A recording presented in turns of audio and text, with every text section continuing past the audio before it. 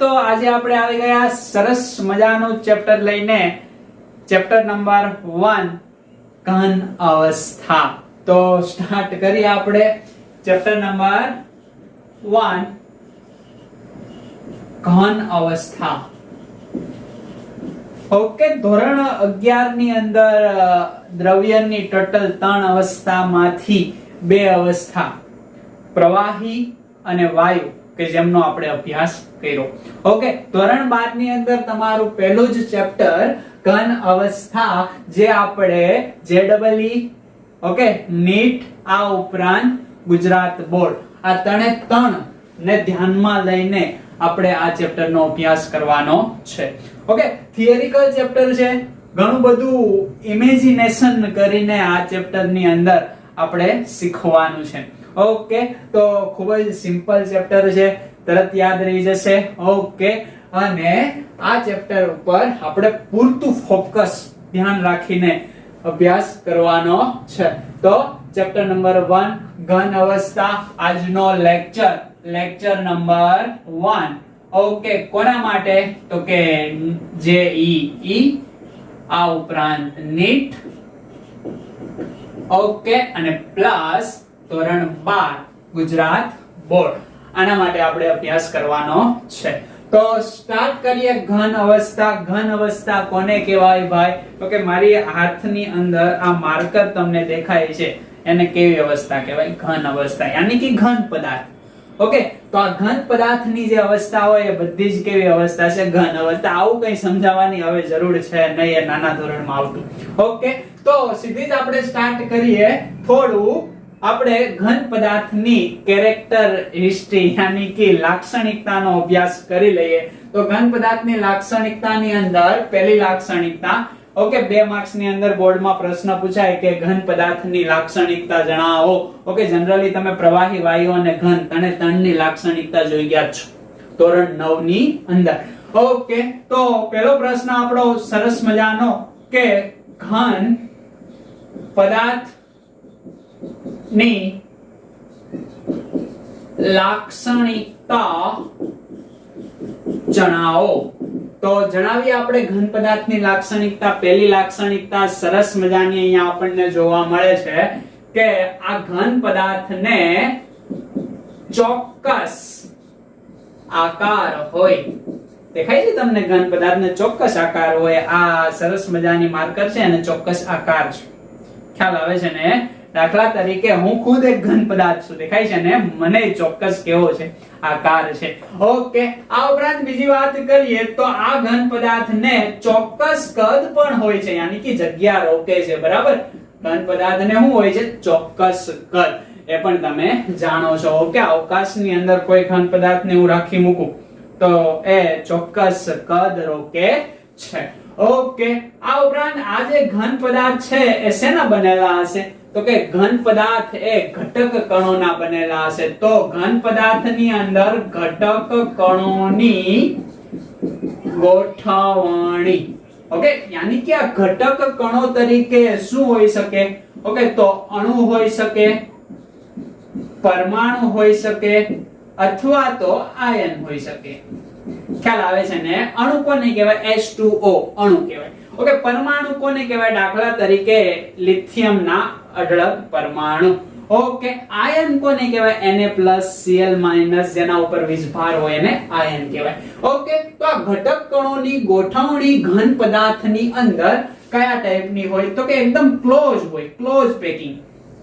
ખ્યાલ આવે છે? આ ઘટક કણો એકબીજાની નજીક ગોઠવાયેલા હોય, યાની કે આ જે ઘટક કણોની વચ્ચેની જે જગ્યા છે એને શું કહેવાય? તો કે આંતર આણ્વીય અવકાશ।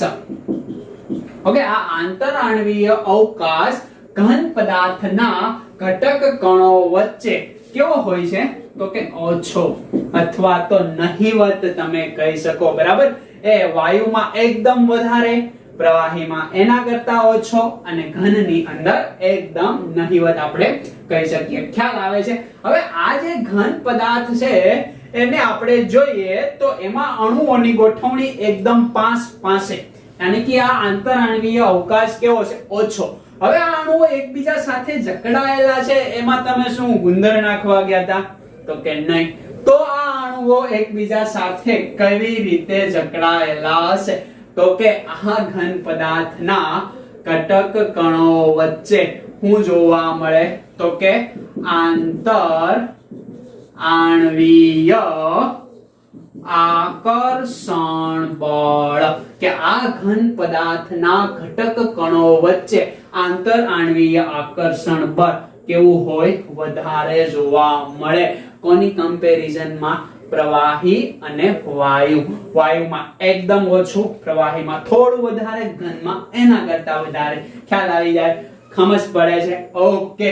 હવે એના પછી 5 નંબરનું એમનું લખાણ આપણે જોઈએ.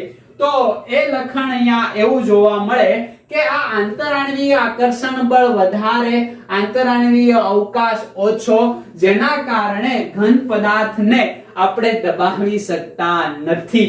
યાની કે આ ઘન પદાર્થ અદબનીય, દબનીય, ઓકે, અદબનીય અથવા તો અસંકોચનીય, અસંકોચનીય હોય છે, અથવા તો અદબનીય અથવા તો તમે કહી શકો અસંકોચનીય ઘન પદાર્થ હોય. આના કારણે ઘન પદાર્થ કેવો બને? કઠણ, કે જેને આપણે કેવું હોય તો કહી શકીએ દ્રઢ. કેવો પદાર્થ? દ્રઢ. ઓકે, દ્રઢ ને આપણે કેવું હોય તો કઠિન. ઓકે, એકદમ દ્રઢ ઘન પદાર્થ હોય છે. ખ્યાલ આવે છે ને? ઘણીવાર ઘણા કેસની અંદર બરડ પણ હોય. હવે પ્રશ્ન એમ થાય કે શું સ્પોન્જ વાદળી એ ઘન પદાર્થ છે? યસ, એ પણ ઘન પદાર્થ છે. તો ફરી પ્રશ્ન એમ થાય કે તમે ઘન પદાર્થની લાક્ષણિકતાની અંદર કહો છો કે પદાર્થ દ્રઢ અથવા તો કઠિન હોય. કેમ આવું થાય? તો અહીંયા સમજવું પડે કે આ જે સ્પોન્જ વાદળી હોય એમની અંદર એના ઘટક કણોની વચ્ચે વાયુ ભરાયેલો હોય, અને આ વાયુ ભરાયેલો છે એને તમે પ્રેસ કરો એટલે વાયુ રિમૂવ થાય અને બધે ઘન પદાર્થ. ઓકે, એટલા માટે વાદળીને આપણે દબાવી શકાય. કેમ? તો કે તમે પ્રવાહીને દબાવો છો, વાદળીમાં રહેલા ઘન પદાર્થને દબાવતા નથી. એટલે યાદ રાખજો કે વાદળી, સ્પોન્જ વાદળી આવે ને એ પણ કેવો પદાર્થ છે? તો કે ઘન પદાર્થ છે. અને દબાય કોના કારણે? તો કે એમની અંદર જે હવા ભરેલી છે, વાયુ ભરેલો છે, એના કારણે એ દબાય. એટલે એ પણ તમારે યાદ રાખવાનું છે. ખબર પડી જાય. ચોક્કસ આકાર, ચોક્કસ કદ, ઘટક કણોની ગોઠવણી યાની કે અણુ પરમાણુ આયનની ગોઠવણી વચ્ચે આંતરાણ્વીય અવકાશ ઓછો હોય, આંતરાણ્વીય આકર્ષણ બળ પ્રબળ કહી શકાય. પ્રબળ. આંતરાણ્વીય આકર્ષણ બળ કેવું જોવા મળે? પ્રબળ જોવા મળે છે. અદબનીય પદાર્થ હોય છે, અસંકોચનીય હોય છે, દ્રઢ અથવા કઠિન હોય છે. એટલો ખ્યાલ આવી જાય કે ના ખ્યાલ આવી જાય? આ વાત થઈ ઘન પદાર્થની લાક્ષણિકતાની. ત્યારબાદ 7 નંબરની લાક્ષણિકતા કે ઘન પદાર્થના ઘટક કણો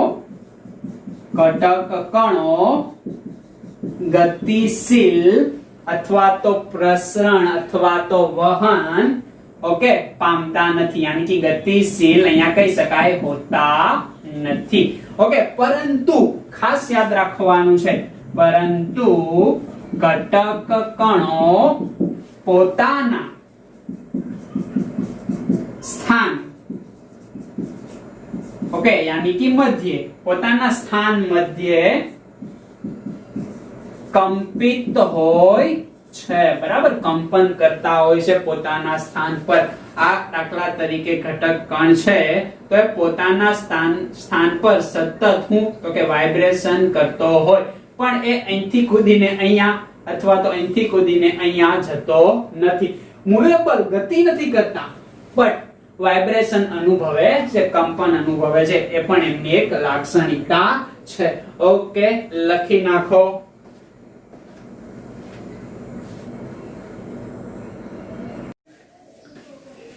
તો હવે આપણે જોઈએ નેક્સ્ટ ક્વેશ્ચન.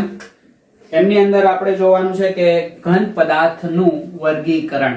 તો ઘન પદાર્થનું વર્ગીકરણ આપણે બે રીતે કરવાનું છે. પહેલું વર્ગીકરણ છે એ ઘન પદાર્થની અંદર જે ઘટક કણો આવેલા છે, આ ઘટક કણોની ગોઠવણી આધારિત વર્ગીકરણ. ઓકે, તો એડિંગ આપીએ આપણે શું, તો કે ક્વેશ્ચન નંબર 2, ઘન પદાર્થમાં રહેલા ઘટક કણોની ગોઠવણી આધારિત વર્ગીકરણ. તો એમની અંદર આપણે ઘન પદાર્થને બે પ્રકારની અંદર વર્ગીકૃત કરશું. પહેલો પ્રકાર છે સ્ફટિકમય ઘન પદાર્થ. અહીંયા આપણે લખીએ અને તફાવત સ્વરૂપે જ આપણે જોઈ લેશું, એટલે આપણે એક સાથે બાય 1 ગેટ 1 ફ્રી મળે. ઓકે, તો જોઈએ પહેલો ઘન પદાર્થ એ છે સ્ફટિકમય ઘન પદાર્થ અને એની અપોઝિટ છે અસ્ફટિકમય ઘન પદાર્થ. આમને હું તમને કોમન ભાષામાં સામાન્ય શબ્દમાં સમજાવવા માંગુ તો એવી રીતના સમજાવી શકાય કે સ્ફટિકમય ઘન પદાર્થ, દાખલા તરીકે હું વાત કરું તો આ ક્લિપ છે એને હું સ્ફટિકમય ઘન પદાર્થ કહી શકું, આ પેન છે એને હું સ્ફટિકમય ઘન પદાર્થ કહી શકું. ઓકે, હવે પ્રશ્ન એ થાય તો કે અસ્ફટિકમય ઘન પદાર્થ કોને કેવો? તો અસ્ફટિકમય ઘન પદાર્થ દાખલા તરીકે પાવડર હોય, કોઈ પણ ફોર્મ પાવડર ફોર્મ ની અંદર હોય, ઘઉંનો લોટ લઈ લો. ઓકે, જે પાવડર ફોર્મ ની અંદર હશે, ઓકે, લગાવવાનો પાવડર લઈ લો, જે પાવડર ફોર્મ ની અંદર હશે એ બધા જ અસ્ફટિકમય ઘન પદાર્થ ની અંદર આવે. ખ્યાલ આવે છે? હવે દાખલા તરીકે તમે NaCl મીઠાની વાત કરો તો મીઠું પાવડર હશે, પણ તમે એને હાથમાં લ્યો તો તમને એવું લાગશે કઈ કણ કણ કણ છે એવું જોવા મળશે. તો એ છે કયો? સ્ફટિકમય ઘન પદાર્થ. સમજ પડે છે તમને? આ કોમન એને લેબ ની અંદર કઈ રીતે આપણે ઓળખી શકીએ એ આધારિત આપણે ઓળખીએ. બીજું આપણે એને લેબ ની અંદર ઓળખવા હોય તો સ્ફટિકમય પદાર્થો છે એ વોટર સોલ્યુબલ હોય, પાણીમાં કેવા હોય? એ દ્રાવ્ય થતા હોય, ઓકે, મિસિબલ થતા હોય. અને આ અસ્ફટિકમય ઘન પદાર્થો પાણીમાં ઇનમિસિબલ, અદ્રાવ્ય હોય છે. ખ્યાલ આવે છે? આ પણ તમે યાદ રાખજો. ઓકે, હવે આપણે વાત કરીએ તો કે આમના કોમન તફાવતની. તો આમના કોમન તફાવત આપણે જોવાનો પ્રયત્ન કરીએ. તો સ્ફટિકમય ઘન પદાર્થની અંદર આપણે વાત કરીએ એમના આકારની. ઓકે, તો અહીંયા ચોક્કસ આકાર હોય છે, ચોક્કસ આકાર આપણને જોવા મળે છે, ચોક્કસ અથવા તો નિયમિત આકાર. અહીંયા આપણને ચોક્કસ આકાર ઘન પદાર્થનો જોવા મળતો નથી. એટલે જે પહેલો ગુણધર્મ છે એ આકાર રિલેટેડ છે. ખ્યાલ આવે છે તમને? અહીંયા ચોક્કસ આકાર હોય છે એને સ્ફટિકમય ઘન પદાર્થ કહેવાય. ઓકે, ચોક્કસ આકાર ના હોય પણ હોય તો ઘન પદાર્થ જ, તેને આપણે કહીએ અસ્ફટિકમય. સમજ પડે છે? ઓકે, એના પછી આપણે વાત કરીએ તો ઘટક કણોની ગોઠવણી જે મુખ્ય ફેક્ટર છે.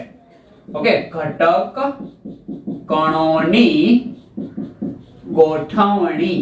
ઓકે, તો સ્ફટિકમય ઘન પદાર્થની અંદર ઘટક કણોની ગોઠવણી ઓકે લાંબા ગાળા સુધી કેવી હોય છે? નિયમિત હોય છે. દાખલા તરીકે હું આનું એક એક્ઝામ્પલ તમને હું આપું કે આ પહેલો ઘટક કણ, આ બીજો ઘટક કણ, આ ત્રીજો ઘટક કણ, આ 4 નંબરનો ઘટક કણ, એવી રીતના n સુધીના જે ઘટક કણો હોય એની ગોઠવણી કેવી હશે? એકદમ નિયમિત હશે. ઓકે, તો લાંબા ગાળા સુધી નિયમિત ગોઠવણી હોય, ટૂંકા ગાળામાં તો બંનેમાં હશે, પણ લાંબા ગાળા સુધી નિયમિત ગોઠવણી જોવા મળે. અહીંયા ટૂંકા ગાળાની ગોઠવણી કેવી જોવા મળે? તો કે નિયમિત. પરંતુ લાંબા ગાળાની ગોઠવણી કેવી જોવા મળશે? અનિયમિત. યાની કે પહેલો, બીજો, ત્રીજો, 4 નંબરનો. ઓકે, પછી n નંબરનો આમે હોય, પછી આમે હોય, અને પછી આ પ્રકારની ગોઠવણી અહીંયા આપણને જોવા મળે. તો લાંબા ગાળા સુધી નિયમિત ગોઠવણી, અહીંયા ટૂંકા ગાળાની ગોઠવણી આપણને નિયમિત જોવા મળે. પરંતુ લાંબા ગાળાની આપણે વાત કરીએ તો એની ગોઠવણી નિયમિત જોવા મળતી નથી. સમજ પડે છે તમને? ઓકે, આને ખાસ ધ્યાનમાં રાખવાનું છે. આના આધારિત જ આપણે બે પ્રકાર પડ્યા, સ્ફટિકમય ઘન પદાર્થ અને અસ્ફટિકમય ઘન પદાર્થ. એવું જરૂરી નથી કે બધા જ સ્ફટિકમય ઘન પદાર્થ આ બધા જ ગુણધર્મને અનુસરે, એવું 100% જરૂરી હોતું નથી. ઓકે, એના પછી આપણે 3 નંબરના ગુણધર્મની વાત કરીએ તો એ ગુણધર્મ છે ચિરાડ ગુણધર્મ. ઓકે, ચિરાડ ગુણધર્મ. વોટ ઇઝ ચિરાડ? તો કે અહીંયા આપણે સ્ફટિકમય ઘન પદાર્થ લેશું અને આ સ્ફટિકમય ઘન પદાર્થને ઓકે તીક્ષ્ણ ઓકે ધારવાળા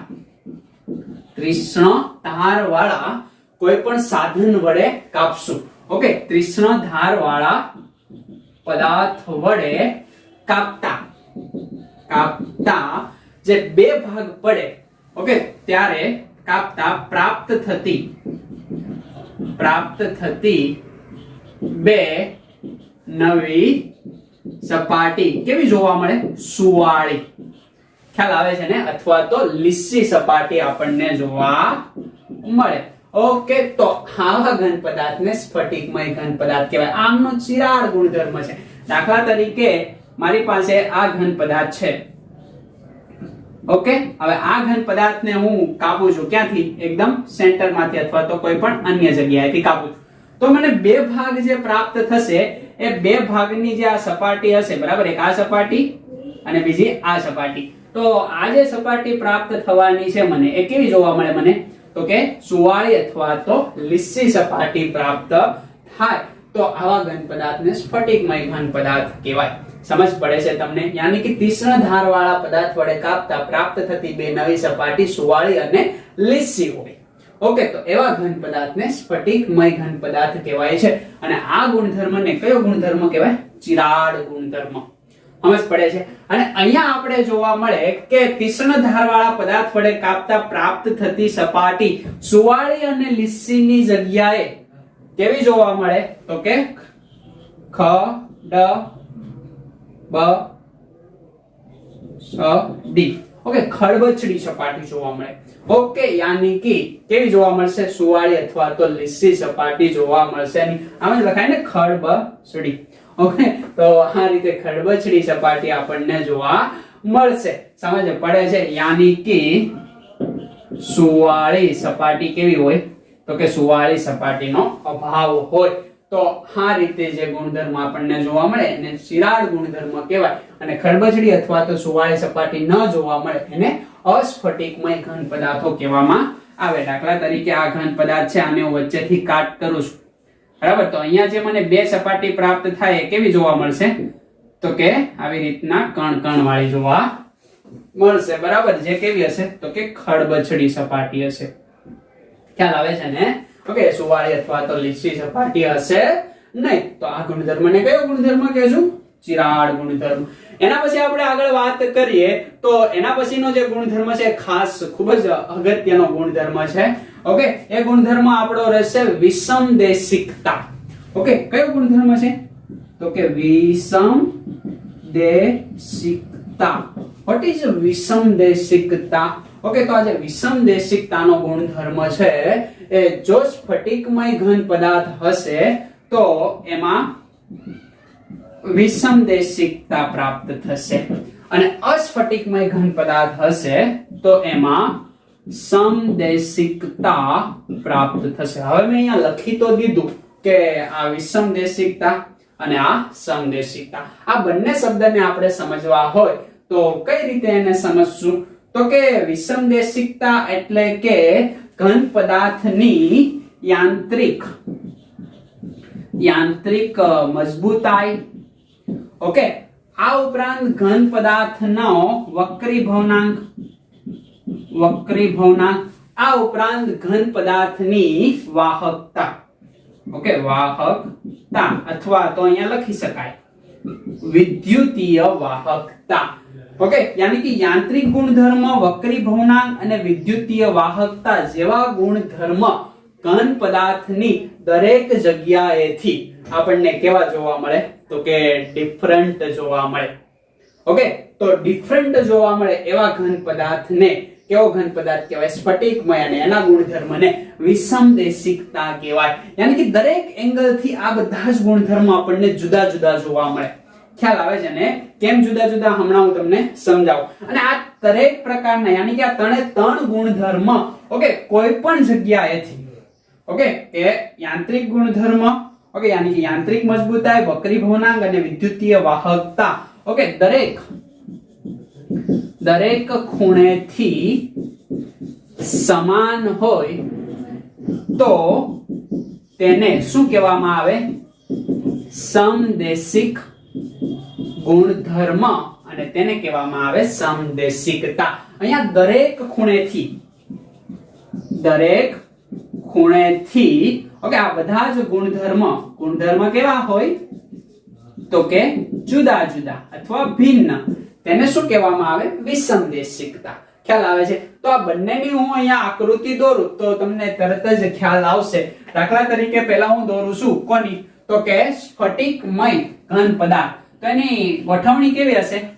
તો કે એકદમ આ ટાઈપ તમે જો તો વ્યવસ્થિત હશે. ખ્યાલ આવે? યાની કે ઘટક કણોની ગોઠવણી નિયમિત હશે લાંબા ગાળા સુધી. પણ એમાંથી એક મેં નાનકડો ભાગ લીધો. ઓકે, તો આ પ્રકારની ગોઠવણી. તો આ એક સરસ મજાનો ઘન પદાર્થ છે. ઓકે, એમની અંદર અહીંયા પણ આવી રીતના નેક્સ્ટ પદાર્થ આવતા જશે. ખ્યાલ આવે છે ને? તમે હવે એક્ઝેક્ટલી સમજી ગયા. તો આ NaCl એક એક્ઝામ્પલ તરીકે હું લઈ લઉં, બરાબર? તો આ પોઝિટિવ ચાર્જ, આ નેગેટિવ, આ બધા નેગેટિવ ચાર્જ છે. ખ્યાલ આવે છે ને? ઓકે, અને આ છે પોઝિટિવ ચાર્જ. यानी कि positive charge Na plus, negative charge Cl minus. આ રીતે એક મેં ઘન પદાર્થ લીધો. હવે ઘન પદાર્થની અંદર હું અહીંથી જો તો મને માત્ર કયા ચાર્જ દેખાય? Positive charge. ખ્યાલ આવે છે? ઓકે, હું અહીંથી જો તો માત્ર મને કયા દેખાય? Negative charge. ખ્યાલ આવે છે? જો હું અહીંથી જો ઓકે તો મને શું દેખાય છે? તો કે એક પોઝિટિવ, એક નેગેટિવ, એક પોઝિટિવ, એક નેગેટિવ. ખ્યાલ આવે છે તમને? ઓકે, તો આ રીતે મને દરેક ખૂણેથી અલગ અલગ ગુણધર્મ જોવા મળે. ઓકે, દાખલા તરીકે હું તમને કહું કે આ એ લાઈન ને તમે જોવો, બરાબર? એ લાઈન ને જોવો તો તમને બધા જ પોઝિટિવ ચાર્જ દેખાશે. ઓકે, હવે તમે આ બી લાઈન ને જો તો બધા જ નેગેટિવ ચાર્જ દેખાય છે. ખ્યાલ આવે છે? હવે તમે સી લાઈન ને જો તો બધા જ તમને કેવા દેખાય છે? Positive negative, positive negative. યાની કે આવી રીતના અહીંયા મેં 3 ખૂણા લીધા. આવી રીતના અઢળક અલગ અલગ ખૂણા આપણે લઈએ તો અલગ અલગ ગુણધર્મ જે મને ઘન પદાર્થના જોવા મળે. ઓકે, આ કયો ઘન પદાર્થ છે? તો કે સ્ફટિકમય. ઓકે, સ્ફટિક, ક્રિસ્ટલ. ખ્યાલ આવે છે ને? ઘન પદાર્થ. ઓકે, સ્ફટિકમય ઘન પદાર્થ. તો એમની અંદર કયો ગુણધર્મ જોવા મળે? વિસમદેશિકતા. યાની કે A, B અને C ત્રણ ખૂણેથી મને યાંત્રિક મજબૂતાઈ, વક્રી ભવનાંક અને વિદ્યુતીય વાહકતા ડિફરન્ટ જોવા મળશે. તમે એક્ઝેક્ટલી સમજ્યા? ઓકે, હવે વાત કરીએ સમદેશિકતાની. તો સમદેશિકતા માટે મારે અસ્ફટિકમય ઘન પદાર્થ દોરવો પડશે. અસ્ફટિકમય ઘન પદાર્થ કેવો હોય? તો કે એમની અંદર ઘટક કણોની ગોઠવણી કેવી હશે? તો કે અનિયમિત હશે. તમે આ એક્ઝેક્ટ સમજો છો. આમે કયો પદાર્થ દોર્યો? તો કે અસ્ફટિકમય ઘન પદાર્થ.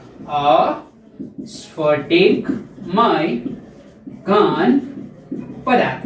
તો આ અસ્ફટિકમય ઘન પદાર્થની અંદર હું અહીંથી જોઉં, ઓકે, આ એ લાઈન, હું અહીંથી જોઉં, ઓકે, આ બી લાઈન દેખાય છે તમને? યસ, ખ્યાલ આવે છે? હું અહીંથી જોઉં, ઓકે, આ સી લાઈન. તો દરેક જગ્યાએથી હવે અણુ પરમાણુ જ કેવા છે? તો કે એમની અનિયમિત ગોઠવણી મને જોવા મળે છે.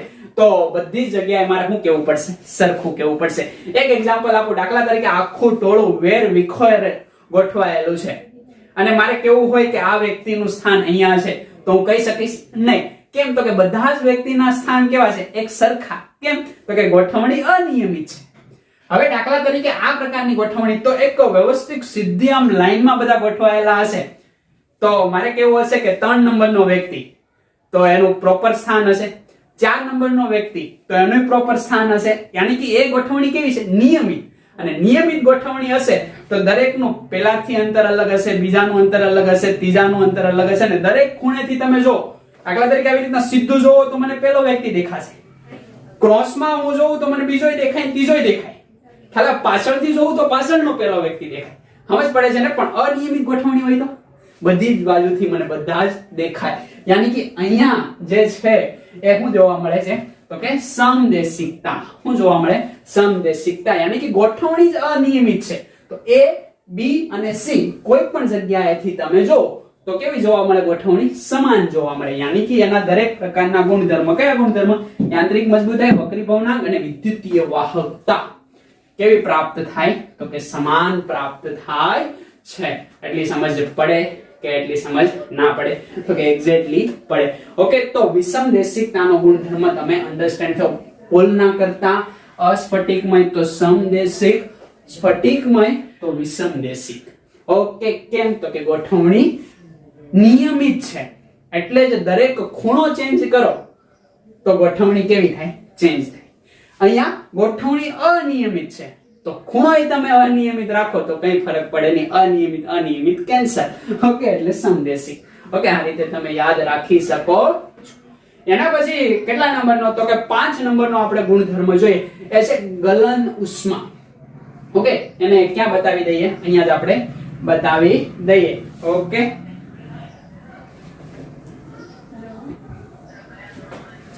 તો 5 નંબરનો ગુણધર્મ કયો? તો કે ગલન ઉષ્મા. ઓકે, હવે ગલન ઉષ્મા કોને કહેવાય ભાઈ? તો કે ઘન પદાર્થ હશે ઘન સ્વરૂપે, એમાંથી પ્રવાહી સ્વરૂપે જશે. તો કે 1 મોલ ઘન પદાર્થને ઘનમાંથી પ્રવાહી અવસ્થામાં રૂપાંતરણ કરવા માટે આપવી પડતી ઉષ્માને ગલનગુપ્ત ઉષ્મા અથવા તો ગલન ઉષ્મા કહેવાય. ખ્યાલ આવે છે તમને? ઓકે, તો આ જે ગલન ઉષ્મા હશે સ્ફટિકમય ઘન પદાર્થ માટે ચોક્કસ હશે. ચોક્કસ ગલન ઉષ્મા જોવા મળે છે. ત્યારે અસ્ફટિકમય ઘન પદાર્થ હશે ત્યાં ચોક્કસ ગલન ઉષ્મા હશે નહીં. ખ્યાલ આવે છે ને? યાદ રાખવાનું છે. ચોક્કસ ગલનગુપ્ત ઉષ્મા પ્રાપ્ત થશે નહીં. ઓકે, એટલે આ પોઈન્ટ પણ ધ્યાનમાં રાખવાનો છે. એના પછી 6 નંબરનો પોઈન્ટ પણ આપણે જણાવી દઈએ. 6 નંબરનો પોઈન્ટ કંઈક કેવો રહેશે? તો કે એ છે સ્વભાવ અથવા તો પ્રકૃતિ. ઓકે, એને સમજવા માટે આપણે નેક્સ્ટ જોઈએ. એટલું તમે એ પહેલા જોઈ જાઓ. ઓકે, ખ્યાલ આવે છે ને તમને? આકાર, ઘટક કણોની ગોઠવણી, ચિરાડ ગુણધર્મ, ગલન ઉષ્મા અને વિષમદેશિકતા. બરાબર, અહીંયા આપણે કહી દઈએ 4 નંબર, તો આને આપણે કહી શકાય 5 નંબર. એટલે વ્યવસ્થિત બધું થઈ ગયું.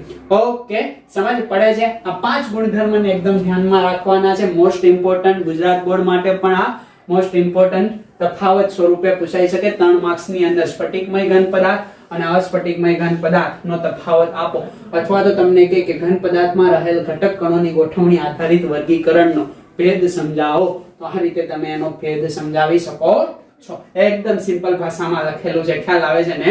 સાથે NCERT પણ રાખતી જવી અને એમાં પણ નોંધ કરતી જવી. ઓકે, આકૃતિ પણ તમને સમજાય છે. છાપી મારો.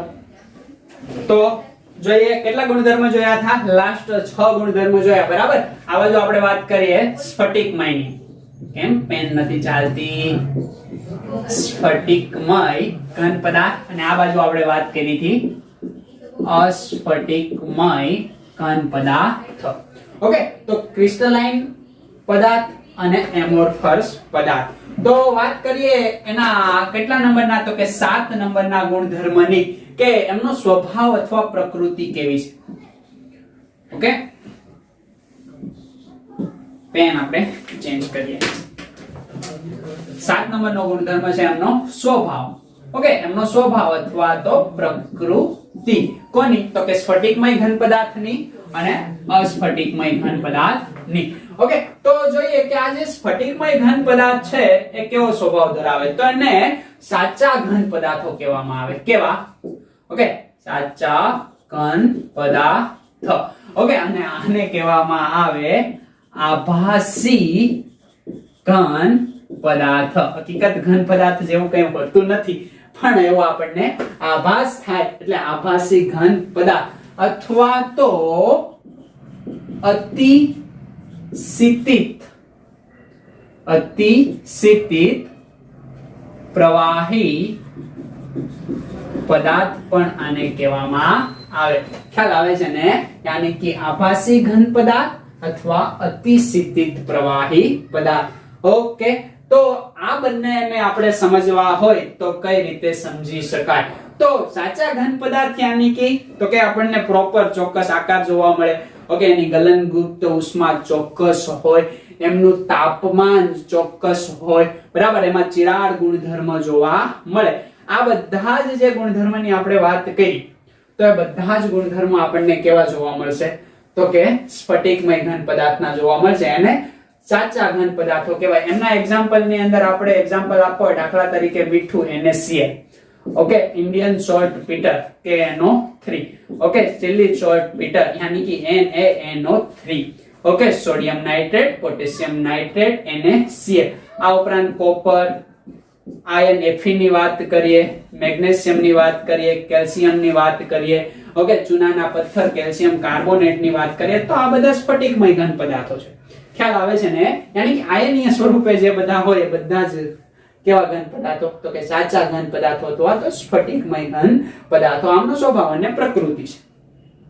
આ બાજુ આપણે વાત કરીએ આભાસી ઘન પદાર્થની. તો આભાસી ઘન પદાર્થના હું તમને એક્ઝામ્પલ આપું અને તમને ખ્યાલ આવશે. પહેલું જ એક્ઝામ્પલ છે એમની અંદર, ઓકે, એ એક્ઝામ્પલ હું લઉં કે રબર, ઓકે, રબર ને આ ઉપરાંત આવશે પ્લાસ્ટિક, યસ, પોલિમર લઈ શકાય અહીંયા, ઓકે, અને આ ઉપરાંત ખાસ અગત્યનું કાચ. ખ્યાલ આવે છે? તો આ જે ઘન પદાર્થો છે કેવા છે? તો કે આભાસી ઘન પદાર્થો અથવા અતિશીતિત અથવા તો અતિશીત કરેલા ઘન પદાર્થો એ આપણે કહી શકીએ. અહીંયા મારે તમને સમજાવવું હોય તો કે કાચ એ ઘન પદાર્થ નથી, કારણ આપીને સમજાવો. ઓકે, કાચ એ ઘન પદાર્થ નથી, કારણ આપીને સમજાવો. આવો પ્રશ્ન તમને પૂછે તો કાચ એ લાગે છે આપણને કેવો? તો કે ઘન પદાર્થ લાગે છે. ખ્યાલ આવે છે ને? પણ કાચનું જે રો મટીરીયલ હશે, બરાબર, ઓકે, કાચને પહેલા, ઓકે, કયા અવસ્થામાં લાવવામાં આવે? તો કે પ્રવાહી. અને કાચ હશે હું? તો કે પ્રવાહી જ હશે. ઓકે, ત્યારે કાચ એ શરૂઆતમાં બનાવ્યા પહેલા એ કયા સ્વરૂપે હશે? તો કે પ્રવાહી સ્વરૂપે, યાની કે લિક્વિડ સ્વરૂપે હશે આ કાચ. ખ્યાલ આવે છે? પછી એને ઠંડો પાડવામાં આવે, બરાબર, ઓકે, તો એનું શું કરવામાં આવે? તો કે ઠારણ, ઓકે, યાની કે શીતન કરવામાં આવે. ઓકે, ઠારણ કરવામાં આવશે એટલે કાચ છે કયો? તો કે પ્રવાહી પદાર્થ, પણ હવે કયા સ્વરૂપમાં આવશે? ઘન પદાર્થની અંદર, યાની કે ઘન કાચ. તો હોય પ્રવાહી પદાર્થ અને એનું ઠારણ કરીએ એટલે કયો પદાર્થ બની જાય? ઘન પદાર્થ. આ જે ઠારણની ક્રિયા છે એ કેવી હોય? તો કે ઝડપી ક્રિયા હોય. કેવી ક્રિયા હશે? ઝડપી. એટલે આ કાચને કેવું હોય તો શું કહી શકાય? તો કે ઘન નહીં પરંતુ આભાસી ઘન પદાર્થ. કેમ? તો કે છે પ્રવાહી. ઓકે, હવે પ્રવાહી હશે ત્યારે એની ગોઠવણી આ રીતે થોડી ઘણી હશે. આ રીતે એમની ગોઠવણી આપણને જોવા મળશે. ખ્યાલ આવે છે ને? તમને થોડી નિયમિત ગોઠવણી પ્રવાહીની લાગશે. ઓકે, અને એના ઘટક કણો દૂર દૂર છે. ઓકે, હવે કાચને ઝડપથી ઠારણ કરવામાં આવે ત્યારે એની ગોઠવણી કેવી થઈ જશે? તો કે થોડીક અસ્તવ્યસ્ત થશે. અને અસ્તવ્યસ્ત ગોઠવણી થાય એટલે કયો પદાર્થ બને? તો કે અસ્ફટિકમય ઘન પદાર્થ. તો હા, કાચનો એક્ઝામ્પલ સેમ તમે અહીંયા રબરના એક્ઝામ્પલમાં આ ક્રિયા લઈ શકો, પ્રવાહીના એક્ઝામ્પલમાં આ પ્રવાહી સ્વરૂપમાં શરૂઆતમાં જ્યારે તમે બનાવતા હશો, બરાબર, પ્લાસ્ટિક જે પ્રવાહી ફોર્મની અંદર હશે, રબર પણ આપણને પ્રવાહી, રબરનો લેટેક્સ કે જે કયા ફોર્મની અંદર જોવા મળે? તો કે પ્રવાહી ફોર્મની અંદર જોવા મળે. પછી એને ઝડપથી આપણે ઠારીએ એટલે શું બને? આભાસી ઘન પદાર્થ અથવા તો અતિશીતિત પ્રવાહી પદાર્થ જેને આપણે કહી શકીએ. ખ્યાલ આવે છે ને? એટલે શરૂઆતમાં ગોઠવણી નિયમિત હોય, પછી અનિયમિત ગોઠવણી થાય. અસ્ફટિકમય ઘન પદાર્થ એટલે અનિયમિત ગોઠવણી. ઓકે, અહીંયા અનિયમિત ગોઠવણી આપણને કાચની જોવા મળે છે. કયા સ્વરૂપે છે? ઘન સ્વરૂપે. એટલે ઘન સ્વરૂપે અનિયમિત ગોઠવણી, પ્રવાહી સ્વરૂપે નિયમિત ગોઠવણી. આ ગોઠવણી કેવી છે? નિયમિત. ખ્યાલ આવી જાય કે ખ્યાલ ના આવે? તો આ રીતે કાચ એ કેવો પદાર્થ છે? આભાસી ઘન પદાર્થ અથવા તો પ્રવાહી પદાર્થ, પરંતુ એ સ્ફટિકમય પદાર્થ છે નહીં. અને સાચા ઘન પદાર્થો કહેવામાં આવે નહીં. એટલો ખ્યાલ આવી જાય કે નો ખ્યાલ આવી જાય? આગળ 5 ગુણધર્મ જોયા, બરાબર. 6 નંબરનો 7 નંબરનો ગુણધર્મ આપણે જોવો હોય તો એ ગુણધર્મ છે ગલન બિંદુ, જે બાકી રહી ગયું. ઓકે, તો અહીંયા ચોક્કસ ગલન બિંદુ જોવા મળે. ચોક્કસ ગલન બિંદુ એટલે શું? દાખલા તરીકે કોઈ પદાર્થ છે એનું ગલન બિંદુ 50°C તાપમાન છે, તો કે 50°C તાપમાન આવે એટલે જેટલો પ્રવાહી પદાર્થ છે એ બધો ઘનમાં અથવા તો જેટલો ઘન પદાર્થ છે એ બધો જ પ્રવાહી પદાર્થમાં ઇમિડિયેટલી તરત જ 50°C તાપમાન. પછી એમાં કોઈ ગાળો આપણને જોવા મળે નહીં કે પેલા 45 થોડોક પીગળે, 48 થોડોક પીગળે અને 50 સંપૂર્ણ પીગળે. આવો કોઈ ગાળો આપણને અહીંયા જોવા મળે નહીં. એટલે ચોક્કસ ગલન બિંદુ જોવા મળે. અને આ બાજુ આપણે વાત કરીએ તો ચોક્કસ મેલ્ટિંગ પોઈન્ટ યાની કે ગલન બિંદુ જોવા મળતું નથી અથવા તો ધરાવતા નથી. સમજ પડે છે? ચોક્કસ ગલન બિંદુ અહીંયા આવતું નથી. અહીંયા ગલન બિંદુનો ગાળો તમને જોવા મળે. ઓકે, દાખલા તરીકે 100°C તાપમાન આમનું મેલ્ટિંગ પોઈન્ટ હોય અસ્ફટિકમય ઘન પદાર્થનું, તો 90 એ થોડોક પીગળી જાય, 95 એ થોડોક પીગળે, 100 એ થોડોક પીગળે, 105 એ થોડો ઘણો પીગળે. એટલે કે એક ગાળો આપણને જોવા મળે. અહીંયા કેવું હોય? ચોક્કસ એમનું શું હોય? ગલન બિંદુ આપણને જોવા મળે. સમજ પડે? ઓકે, આ એક વિધાન કારણ ટાઈપનો પ્રશ્ન મેં અહીંયા તમને સમજૂતી આપ્યો કે કાચને આભાસી ઘન પદાર્થ કહેવામાં આવે છે, અથવા તો કાચને શા માટે સ્ફટિકમય અથવા તો સાચા ઘન પદાર્થ કહેવામાં આવતા નથી, તો એની સમજૂતી તમે આપી શકો કે કાચની બનાવટ, ઓકે, કાચ એ પ્રવાહી સ્વરૂપે હોય છે ત્યારે એમના અંદર રહેલા ઘટક કણોની ગોઠવણી નિયમિત હોય છે. હવે કાચને ઓકે ઝડપથી ઠારણ પામે, ઓકે, પ્રવાહી કાચ તો હોય નહીં, કાચને કઈ અવસ્થામાં લાવવો પડે? ઘન અવસ્થાની અંદર. ઓકે, તો કાચનું ઝડપથી ઠારણ કરવામાં આવે ત્યારે જે કાચ બને છે એ કેવો હોય? ઘન. પરંતુ ત્યારે ઝડપથી ઠારણ કરવામાં આવે એટલે એમના ઘટક કણોની ગોઠવણી અનિયમિત બને. એટલે કાચ એ કેવો બને છે?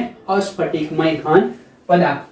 ઓકે, એટલે આ ઘન કાચ અહીંયા આપણને પ્રાપ્ત થાય છે અને આભાસી ઘન પદાર્થ કહેવાય. કારણ કે ઘન પદાર્થ હોય અને સાચો ઘન પદાર્થ હોય તો એની ગોઠવણી નિયમિત હોવી જોઈએ, પણ ઝડપથી તમે ઠારણ કરો છો એટલે ગોઠવણી કેવી થઈ જાય? અનિયમિત થઈ જાય. ઓકે, એટલે એને ખાસ તમારે ધ્યાનમાં રાખવાનું છે. અહીંયા હું તમને એક એક્ઝામ્પલ આપું. દાખલા તરીકે રિસેસ પડે છે એટલે બધા જ છોકરા, ઓકે, યાની કે બધા સ્ટુડન્ટ અથવા તો બેન્ચીસ પર બેઠા હશે અથવા તો કોઈ આમ તેમ બેઠા હશે, બધા અનિયમિત હશે. જેવો જ રિસેસ ખતમ થવાનો બેલ પડે હજી થોડા ઘણા અનિયમિત હશે. ખ્યાલ આવે છે ને? હવે તરત જ કોઈ ટીચર આવી બેસે તો બધાની જ ગોઠવણી, ઓકે, સડનલી ટીચર આવે છે, ખ્યાલ આવે છે ને? તો બધાની જ ગોઠવણી કેવી થઈ જશે?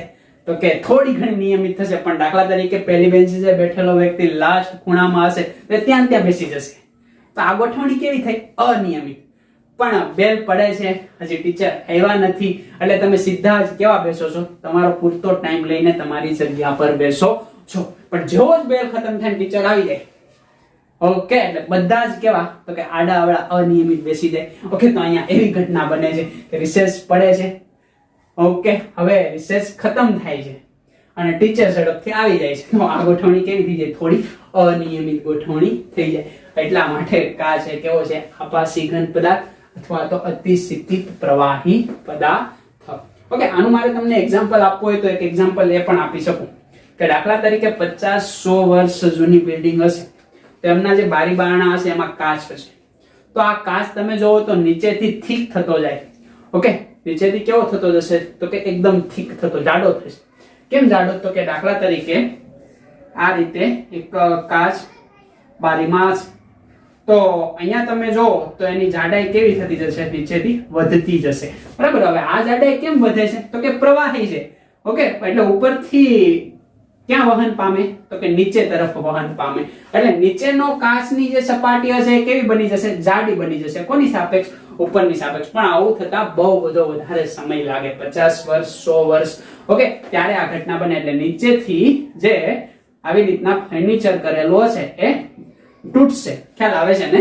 ઓકે, તો આ ઘટના આપણને જોવા મળે. એના કારણે કહી શકાય કે કાચ એ અતિસ્થિત પ્રવાહી છે, ઘન પદાર્થ છે નહીં. જો ઘન પદાર્થ હોત તો આવી રીતના નીચેથી જાડો થતો ના હોત, યાની કે વહન દર્શાવતો હોત નહીં, પણ લાંબા સમયે ધીમું વહન દર્શાવે. એટલા માટે કાચ કેવો છે? તો કે આભાસી ઘન પદાર્થ અથવા તો અતિ ઠારણ પામેલ પ્રવાહી પદાર્થ. ઓકે, એટલે ઘન સ્વરૂપમાં આવે છે પણ હકીકત છે તો કેવો પ્રવાહી છે, એટલે એમાં થોડી ઘણી વહનશીલતાનો ગુણધર્મ, ઓકે, યાની કે ઓછી વહનશીલતાનો ગુણધર્મ લાંબા સમયે પ્રાપ્ત થાય છે, જેના કારણે આ ઘટના બનતી જોવા મળે છે. ઓકે, તો આજનો લેક્ચર આપણે એટલે સુધી રાખીએ. કેટલાક પ્રશ્ન તમારી બુકની અંદર આપેલા છે, લખાણ સંબંધિત પ્રશ્ન અને સ્વાધ્યાયની અંદર પણ પ્રશ્ન સાથે સાથે એ પણ તમારે કમ્પ્લીટ કરતું જવાનું છે આજના લેક્ચરને રિલેટેડ પ્રશ્ન ગોતીને. ઓકે, તો આ ટાઈપના પ્રશ્ન પૂછાય તો આપણને આવડતા હોવા જોઈએ.